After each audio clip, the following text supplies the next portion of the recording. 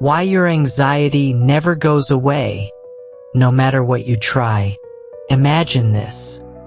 It's 2 a.m. in Manhattan, and Sarah's staring at her ceiling again. Her mind is racing through tomorrow's presentation, next month's rent, and whether her boyfriend actually meant what he said during their argument. She's tried everything: meditation apps, breathing exercises, even expensive therapy sessions. But here she is, wide awake, heart pounding, trapped in the same mental prison that's haunted her for years. Sound familiar?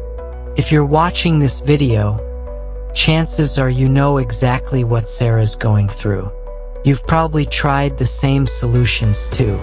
Maybe you've downloaded every mindfulness app on your phone, read self-help books until your eyes hurt, or spent hundreds of dollars on anxiety courses that promise to cure you in 30 days. But here's the brutal truth that nobody wants to admit. Most anxiety advice doesn't work long-term. Sure, deep breathing might calm you down for 10 minutes, but what happens when your boss calls an unexpected meeting? What happens when you get that concerning text from your doctor's office? What happens when life throws you a curveball that no amount of positive thinking can fix? The problem isn't that you're not trying hard enough. The problem is that you're fighting anxiety with the wrong weapons. You're trying to control your thoughts, control your feelings, control outcomes that are completely beyond your reach. It's like trying to stop a thunderstorm by yelling at the clouds. Here's what's really happening. Your brain is designed to scan for threats and create worst-case scenarios. It's a survival mechanism that kept our ancestors alive when they faced real dangers like wild animals and natural disasters. But in modern America, this same system goes haywire. Your brain can't tell the difference between a charging lion and a passive-aggressive email from your coworker. So you end up in this exhausting cycle. You worry about something, try to push the worry away, feel guilty when it comes back, then worry about worrying.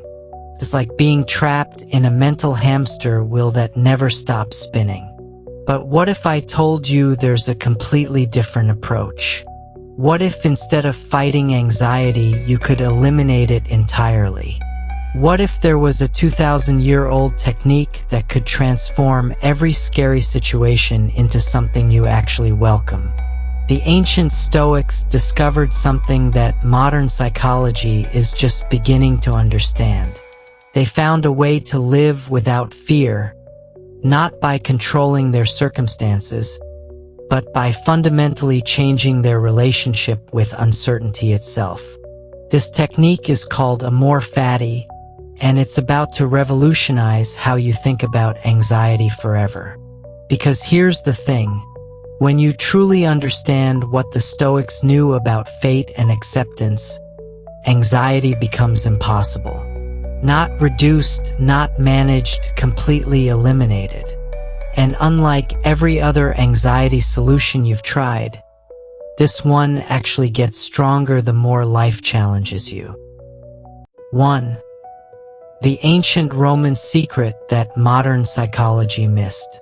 2,000 years ago, while most people were praying to the gods to change their fate, a group of Roman philosophers discovered something revolutionary. They realized that the secret to eliminating anxiety wasn't about controlling what happens to you. It was about loving what happens to you. They called this principle Amor Fati, which literally translates to love of fate. Now, before you roll your eyes and think this sounds like some feel-good nonsense, let me tell you why this ancient concept is more powerful than any modern anxiety treatment you've ever encountered.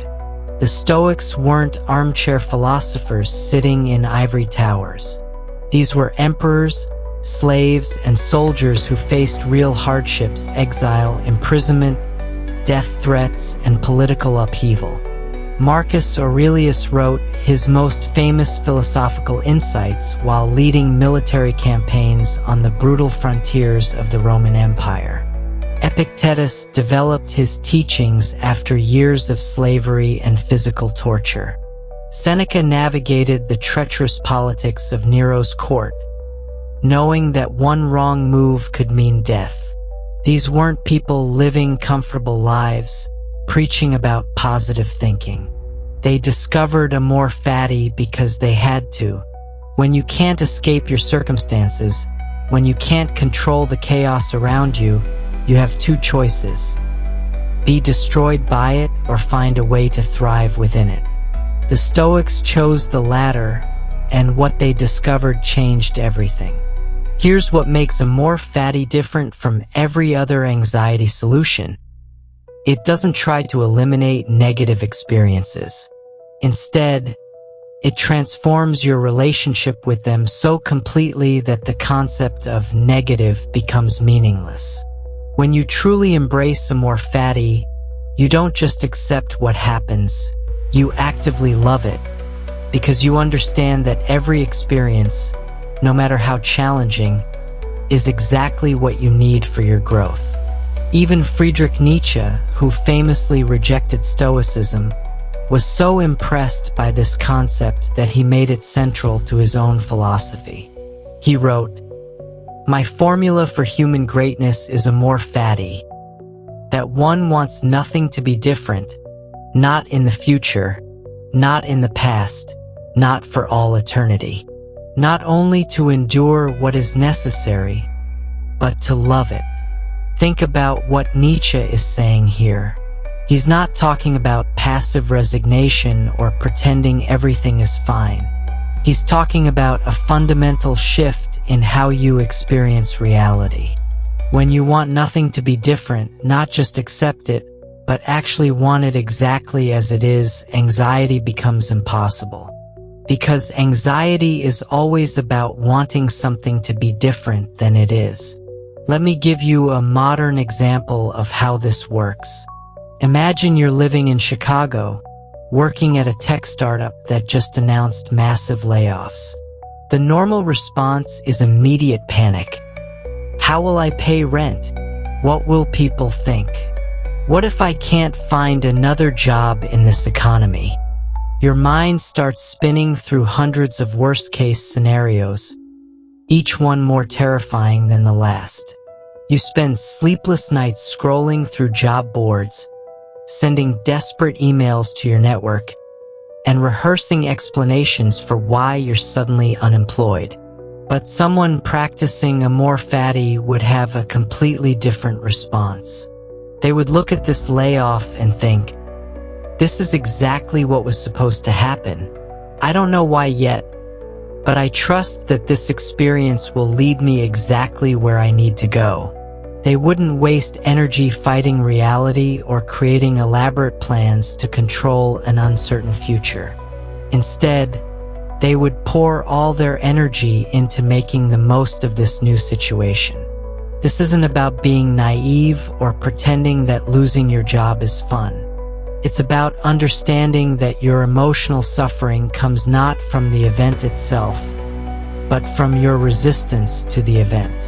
When you stop resisting and start embracing, the suffering disappears, and you're left with pure energy to channel into whatever comes next. The Stoics understood something that modern psychology is just beginning to grasp. Your thoughts and emotions are not facts about the world. They're interpretations you create. When you change your interpretation, you change your entire experience. Amor Fati is the ultimate interpretation shift. It's saying to the universe, "Whatever you've got, I'm ready for it. In fact, I'm excited about it." This is why modern anxiety treatments often fail. They're trying to manage symptoms instead of addressing the root cause.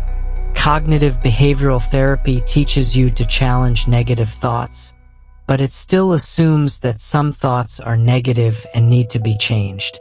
Meditation teaches you to observe your thoughts without judgment, but it still treats anxiety as something to be transcended. Prescription medications can numb the symptoms, but they don't address why you're creating anxiety in the first place. Amor Fati goes deeper. It says there are no negative experiences, only experiences you haven't learned to love yet. When you truly understand this, anxiety doesn't need to be managed or transcended. It simply ceases to exist. Consider Marcus Aurelius, who ruled the Roman Empire during one of its most turbulent periods.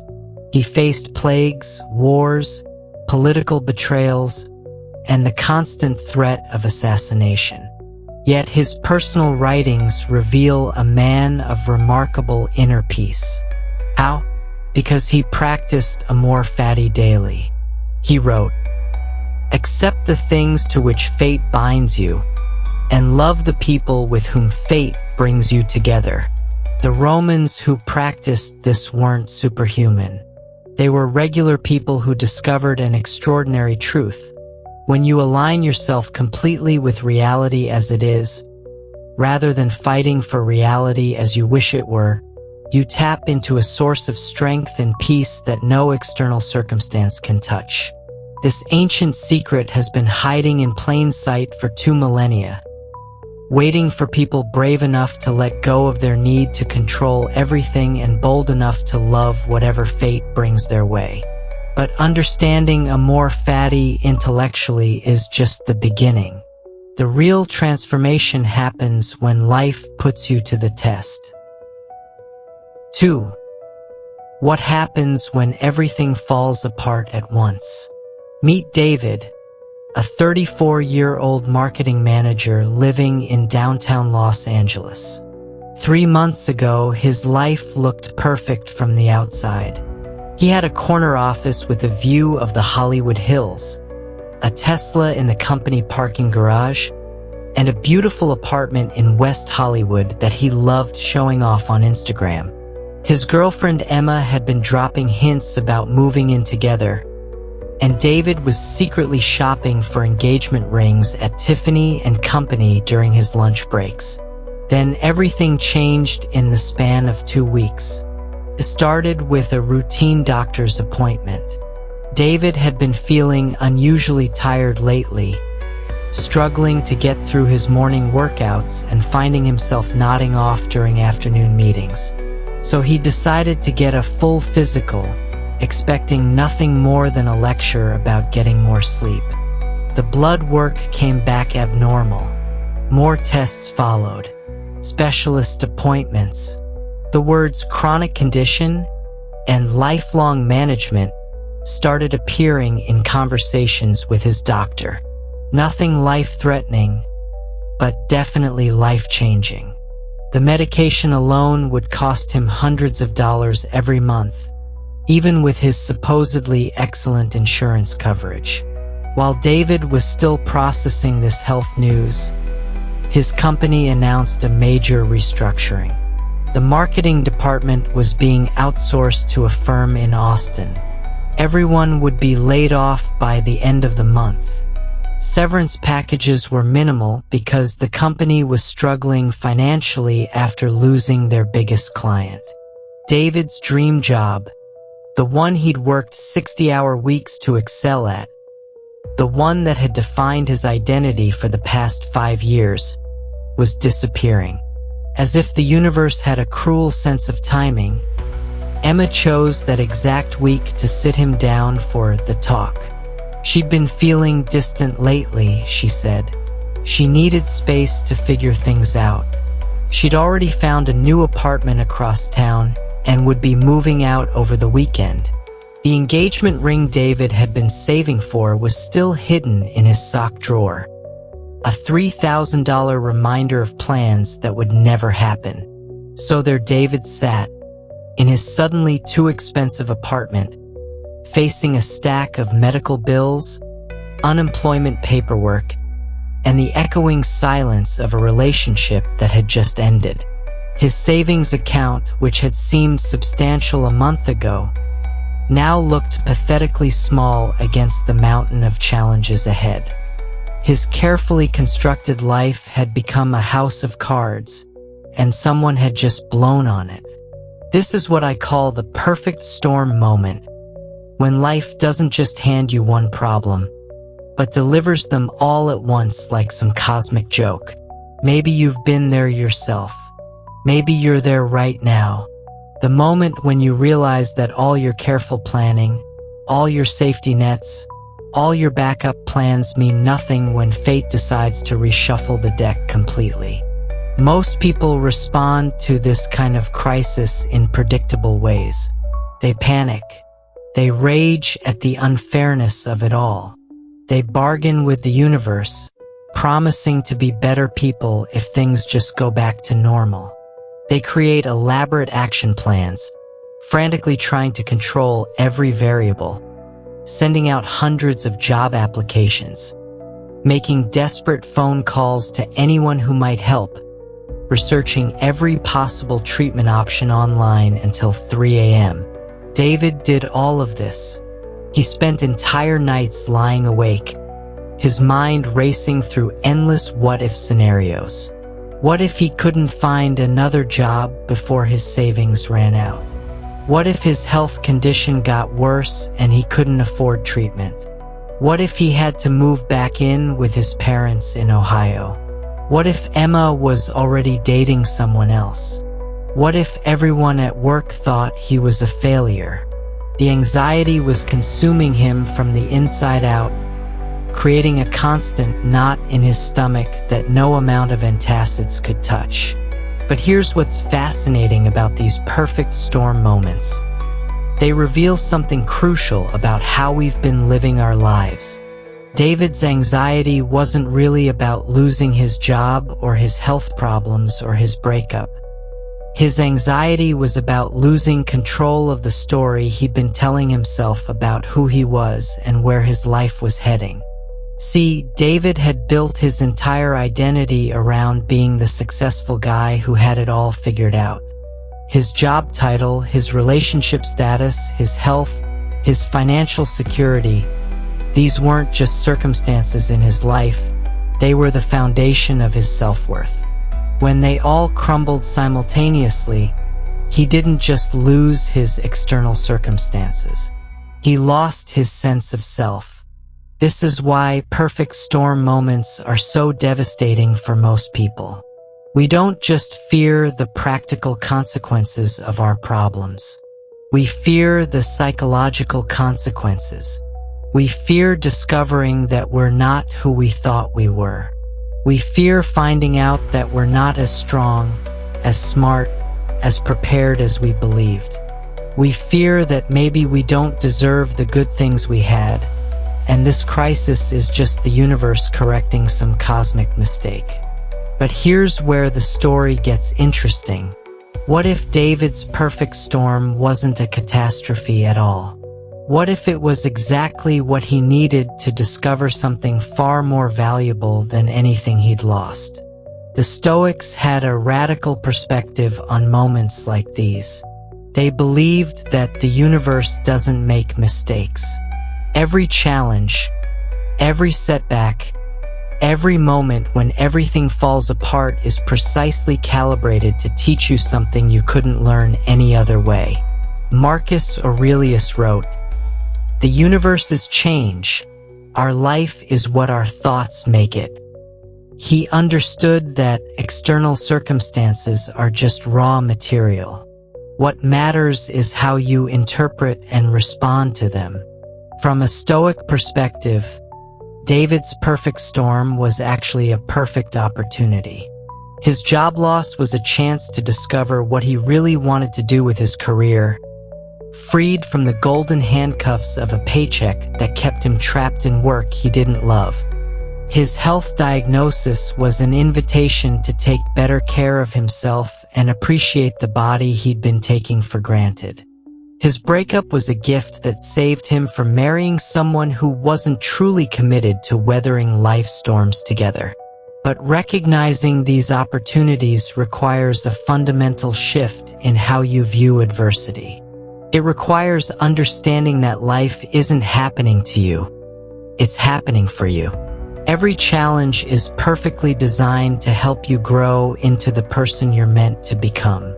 This is where most people get stuck, and it's exactly what we need to understand next.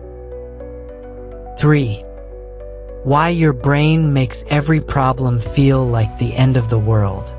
Imagine you're driving down a busy street in New York City, and suddenly, a car swerves into your lane.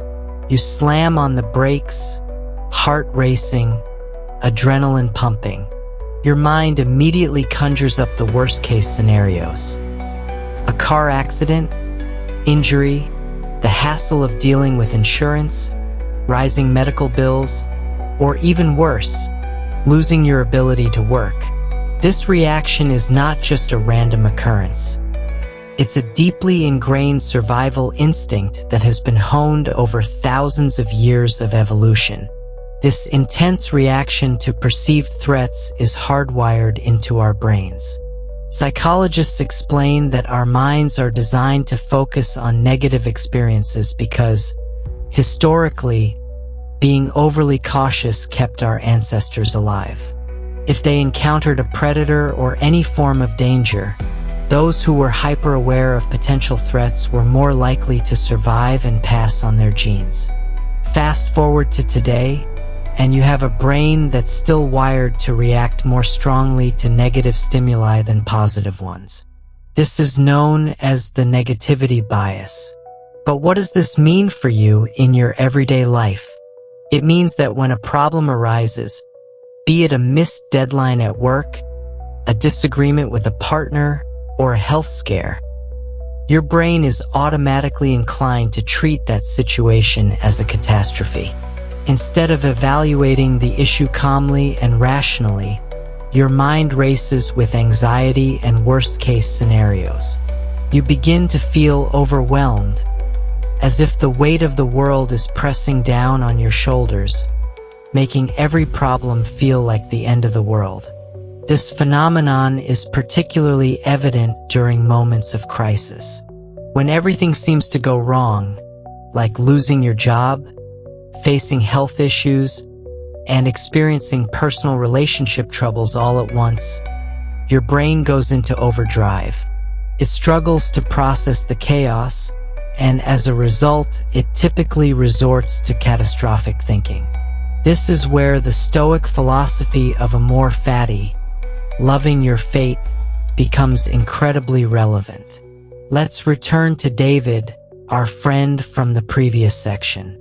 After losing his job, facing a chronic health condition, and breaking up with his girlfriend, he felt as if he was drowning. Each problem compounded the others, creating an overwhelming sense of despair.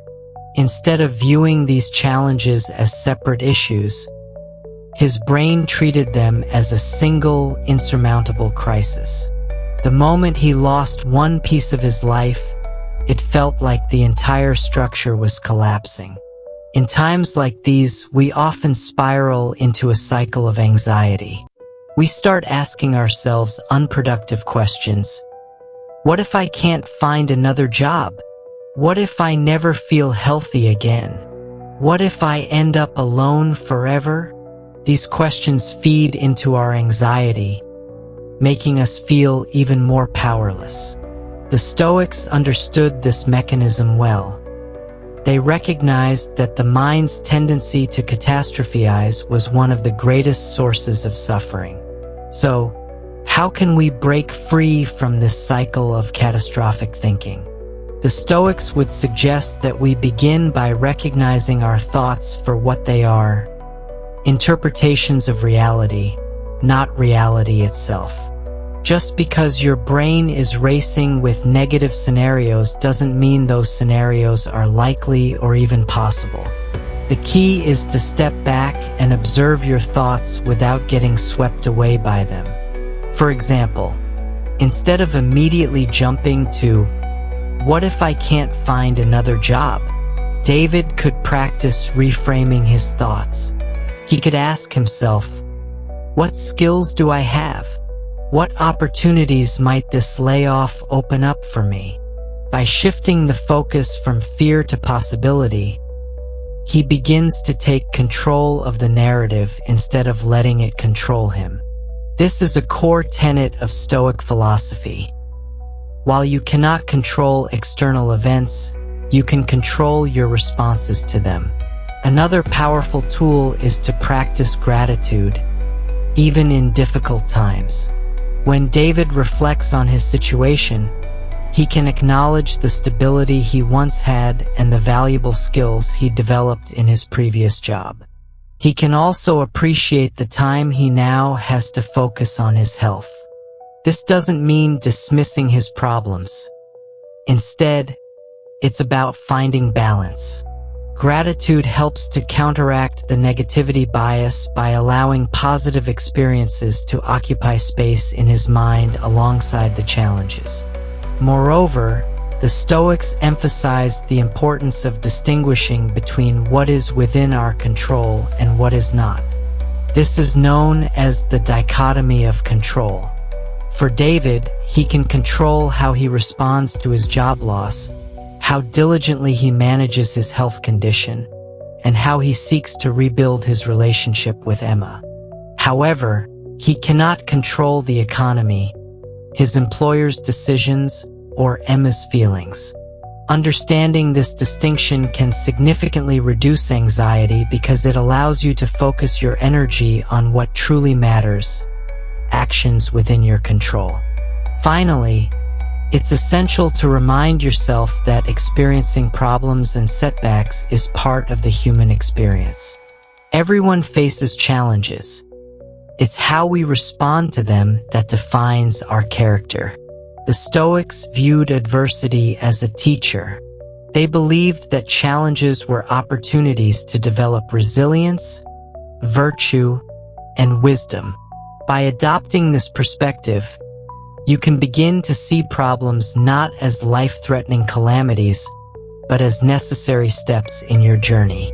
Returning to our example of driving in New York City, instead of viewing the near miss as a catastrophe, you could frame it as a learning experience. Perhaps it's a reminder to drive more attentively, to practice mindfulness behind the wheel, or even to appreciate the safety of your vehicle. By shifting your perspective, you can transform anxiety into action, fear into focus. In summary, your brain's tendency to make every problem feel like the end of the world is a survival mechanism rooted in evolution. However, through the lens of Stoic philosophy, you can learn to challenge this instinctive response.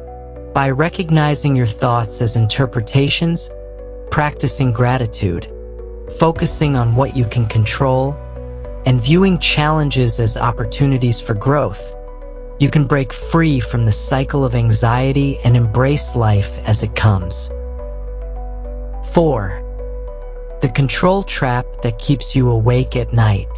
Imagine you're lying in bed, staring at the ceiling, unable to sleep. Your mind is racing, and the clock ticks ominously in the background. You flip onto your side, trying to find a comfortable position, but it's no use. Thoughts swirl in your mind like a relentless tornado. Did I submit that report on time? What if I lose my job? What if my partner is unhappy in our relationship? What if I never find the right career path? What if I get sick and can't provide for my family? Each thought leads to another, creating an overwhelming sense of dread that feels all-consuming. This is not an uncommon scenario. Many people find themselves caught in a web of worry and anxiety that keeps them awake at night. But what underlies this incessant worry? The answer lies in our innate desire for control, a desire that can become a trap, ensnaring us in a cycle of fear and anxiety.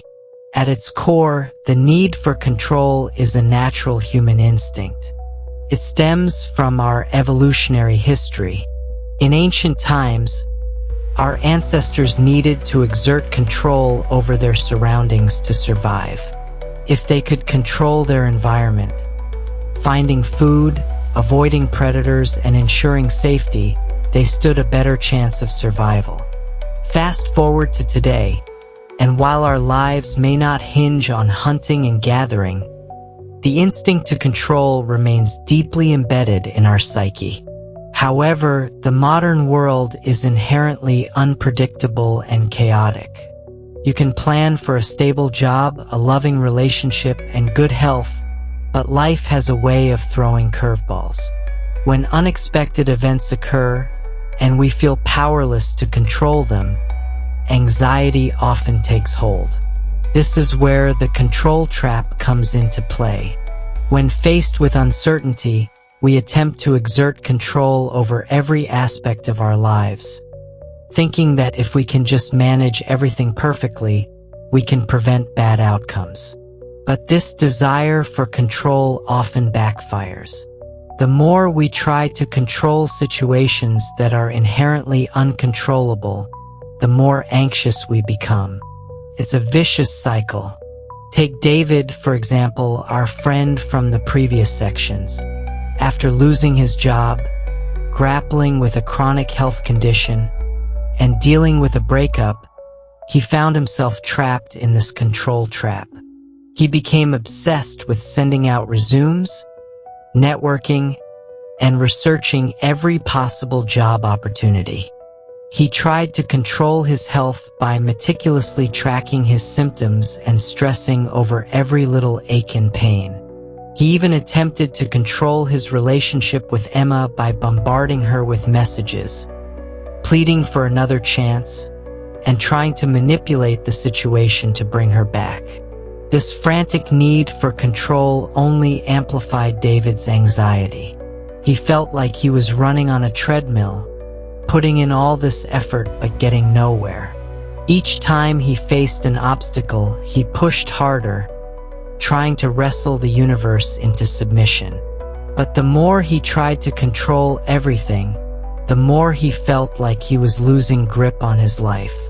The Stoics had a profound understanding of this dynamic. They recognized that much of our anxiety comes from trying to control what is fundamentally outside our control. The fundamental Stoic principle is the dichotomy of control, distinguishing between what we can control and what we cannot. According to Epictetus, it's not what happens to you, but how you react to it that matters. This wisdom is more relevant today than ever. When we focus on what we cannot control, like the actions of others, the outcome of a job search, or our health, we set ourselves up for disappointment and despair. Instead, the Stoics taught that we should anchor ourselves in what we can control: our thoughts, our reactions, and our choices. This shift in focus can be liberating. For David, understanding this principle would mean recognizing that he cannot control the job market, Emma's feelings, or his health condition. What he can control, however, is his response to these challenges. He can choose to approach his job search with an open mind, viewing it as an opportunity to explore new paths rather than a source of fear. He can focus on his health by adopting a proactive wellness routine instead of obsessing over every symptom. He can also choose to give Emma the space she needs, respecting her autonomy while also honoring his own feelings. This reframing is not just a mental exercise. It has profound implications for our emotional well-being. When we relinquish our need for control, we open ourselves up to new possibilities and experiences. We create space for growth, resilience, and acceptance. One powerful practice inspired by Stoic philosophy is mindfulness. Mindfulness teaches us to observe our thoughts and feelings without judgment. Instead of getting swept away by anxiety and the need to control, we learn to sit with discomfort and uncertainty. We can recognize anxious thoughts as simply thoughts, temporary and not necessarily reflective of reality. This practice cultivates a sense of detachment from our worries, allowing us to respond to life's challenges with clarity instead of fear. Another effective technique is to create a worry list. When David finds himself lying awake at night, he can write down all the things he's worried about. By externalizing these thoughts, he can see them more objectively. After listing his worries, he can categorize them into 2 columns: things he can control and things he cannot. This exercise helps clarify where to direct his energy and attention. For example, if he worries about finding a new job, he can list actions he can take, such as updating his resume, reaching out to former colleagues, and practicing interview skills. But if he worries about the job market as a whole or whether he will be hired, he can acknowledge those thoughts but choose not to dwell on them. This simple exercise can significantly reduce anxiety and help him focus on constructive actions. Additionally, practicing gratitude can help shift the focus from anxiety to appreciation. By regularly reflecting on what he is thankful for, David can cultivate a more positive mindset. Gratitude reminds us of the good in our lives, even amid challenges, helping to counteract the negativity bias that fuels our anxiety. Finally, it's essential to accept that uncertainty is part of life.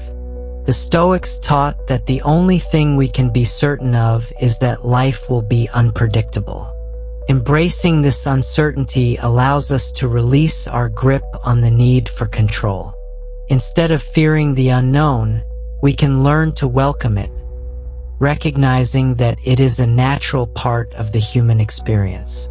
Returning to the example of David, if he can learn to accept uncertainty as a constant companion rather than an enemy, he can begin to find peace. Every time a worry arises, he can remind himself that life is inherently unpredictable, and that's okay. By focusing on his responses and actions, he can navigate whatever challenges come his way. In conclusion, the control trap is a pervasive source of anxiety that can keep us awake at night. By understanding the dichotomy of control, practicing mindfulness, creating a worry list, cultivating gratitude, and embracing uncertainty, we can break free from this trap. We can learn to live more fully in the present moment, responding to life's challenges with resilience rather than fear. The Stoics provide us with a powerful framework for transforming our relationship with anxiety, reminding us that while we cannot control everything, we can always control how we choose to respond. 5. How Amor Fati makes every outcome a win. In a world where we often measure success by our ability to achieve specific outcomes, the concept of Amor Fati offers a refreshing and transformative perspective. Amor Fati, which means love of fate, encourages us to embrace our circumstances, regardless of how challenging or undesirable they may seem. It teaches us that every experience, good or bad, has something valuable to offer. By adopting this mindset, we can turn even the most difficult situations into opportunities for growth and learning. To illustrate this, let's return to David, our friend from previous sections. After losing his job, facing a chronic health condition, and experiencing a breakup, he found himself at a crossroads. Initially, David felt defeated and overwhelmed, questioning how he could possibly move forward. However, as he began to explore the Stoic principle of Amor Fati, he started to change his perspective on his circumstances. Instead of viewing his job loss as a failure, David began to see it as an opportunity to reassess his career and discover new paths. He had been working in marketing for years, but he had always harbored a passion for graphic design. The layoff forced him to confront this passion, and suddenly, He found himself with the time to explore it fully. He enrolled in online courses, honed his skills, and began creating a portfolio. What initially felt like a devastating setback became a gateway to a career that he truly loved. This is the essence of Amor Fati. It allows us to reframe our experiences. Instead of resisting the changes that life throws our way, we can learn to accept and even love them. Friedrich Nietzsche, who popularized the term, believed that embracing one's fate leads to a richer and more fulfilling life. He argued that when we accept everything that happens to us without exception, we free ourselves from the burden of anxiety and fear. David's health diagnosis also became a pivotal moment in his journey of embracing Amor Fati. Initially, he saw the chronic condition as a limitation, a barrier to living life to the fullest. However, as he learned more about managing his health, he began to appreciate the lessons it brought. He started practicing mindfulness, prioritizing self-care, and making healthier lifestyle choices. This journey taught him the importance of well-being, not just physically but mentally and emotionally as well. The diagnosis that once seemed like a curse transformed into a catalyst for personal growth. Moreover, David's breakup with Emma, which initially felt like a painful loss, became a significant turning point in his life. Instead of fixating on what went wrong or dwelling on his sense of rejection, he chose to focus on the opportunity to rediscover himself. He began exploring new hobbies, reconnecting with friends, and investing time in personal development. Through the lens of Amor Fati, he realized that this experience offered him the chance to grow as an individual, to learn what he truly wanted in a relationship, and to appreciate the importance of being single. The Stoics understood that life is inherently unpredictable, filled with ups and downs that can feel overwhelming. What they taught us is that our happiness and fulfillment do not come from external circumstances, but from our internal responses to those circumstances. By embracing Amor Fati, we can cultivate resilience and find meaning in even the toughest situations. So how can you apply Amor Fati in your life? Start by embracing the concept that everything happens for a reason, even if that reason isn't immediately clear. When faced with challenges, take a moment to reflect on what you can learn from the experience. Ask yourself, what opportunities might this situation create? How can I grow from this? Consider a work-related setback, such as receiving critical feedback from a supervisor. Instead of viewing this feedback as a personal attack, try to see it as a chance to refine your skills and improve your performance. Embrace the idea that constructive criticism is a valuable tool for growth, and use it to propel yourself forward. In your personal life, if you experience a relationship ending or a friendship fading, instead of lamenting the loss, focus on the lessons learned. Reflect on what you value in relationships and what you can do differently moving forward. Embrace the opportunity to meet new people and explore new connections. Additionally, practice gratitude for the challenges you face. It may seem counterintuitive, but expressing gratitude for difficult experiences can shift your mindset dramatically. When you find yourself in a tough situation, ask, what can I be grateful for in this moment? This practice can help you foster a more positive outlook and remind you that there is always something to learn. Another effective way to integrate Amor Fati into your life is to visualize your responses to future challenges. Picture yourself facing a setback and handling it with grace and acceptance.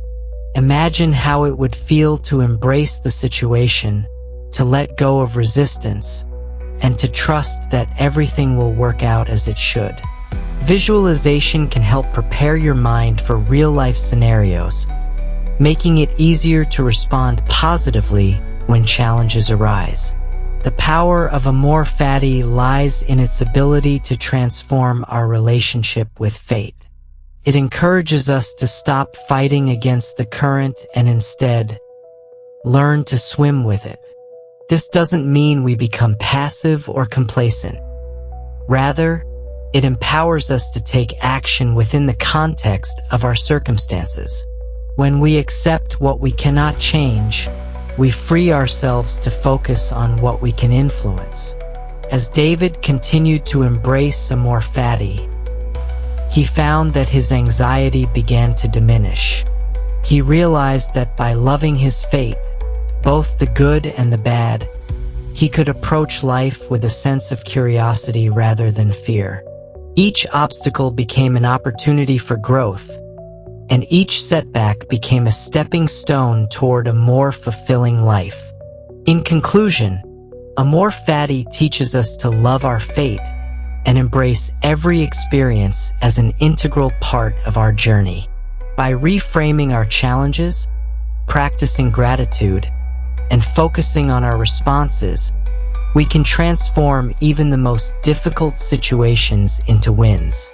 Life is unpredictable, but with the Stoic mindset of Amor Fati, we can navigate its twists and turns with resilience and grace.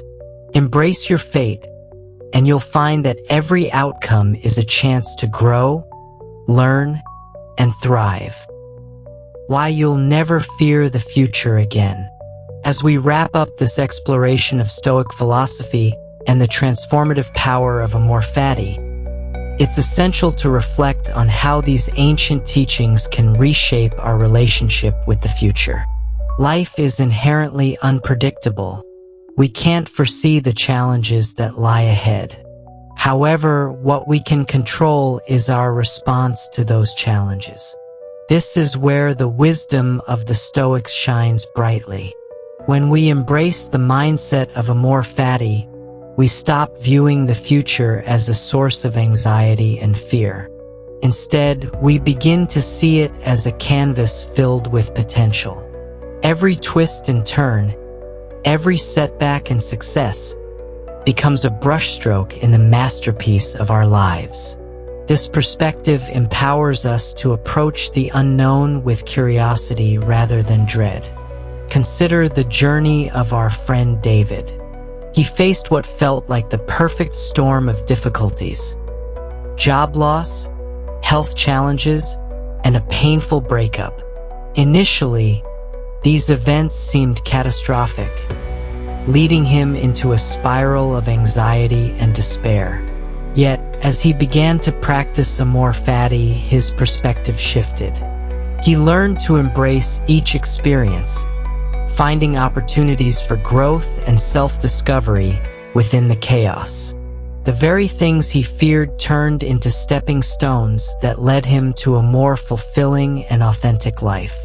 The Stoics teach us that the key to living a life free from fear lies in accepting the inevitability of change. By loving our fate, we can cultivate resilience and find strength in adversity. This doesn't mean we won't experience hardship or pain, but it does mean we can face those challenges with a sense of empowerment. When we accept that the future is beyond our control, we free ourselves from the burden of trying to predict or manipulate it. So, how can you incorporate the principles of Amor Fati into your life? Start by practicing acceptance. Acknowledge the things you cannot change and focus your energy on what you can control: your thoughts, your actions, and your responses to life's challenges. When faced with uncertainty, remind yourself that every experience, good or bad, contributes to your growth. Additionally, cultivate an attitude of gratitude. When challenges arise, instead of dwelling on what's going wrong, ask yourself what you can learn from the situation. This shift in focus can transform your anxiety into a sense of purpose. Remember, The journey of life is not about avoiding hardship, but about embracing it with open arms. Each obstacle is an opportunity to develop resilience, wisdom, and strength. As you practice Amor Fati, you'll find that fear of the future diminishes, replaced by a sense of excitement and curiosity about what's to come. As we conclude this journey together, I encourage you to take these lessons to heart. Embrace your fate, love your journey, and approach the future with confidence. If you found value in this exploration of Stoic philosophy, I invite you to subscribe to the Stoic Vivu channel for more insights and practical wisdom to help you navigate modern life. Like this video and share it with friends and family who may benefit from these teachings. Together, let's spread the message of Stoicism and empower others to live boldly, embracing whatever life has in store. Thank you for joining me on this journey toward living a fulfilling life free from anxiety and fear. Remember, the future is a blank slate, and it's entirely up to you how you choose to paint it. Love your fate, and you'll find that every moment is a step toward becoming the best version of yourself.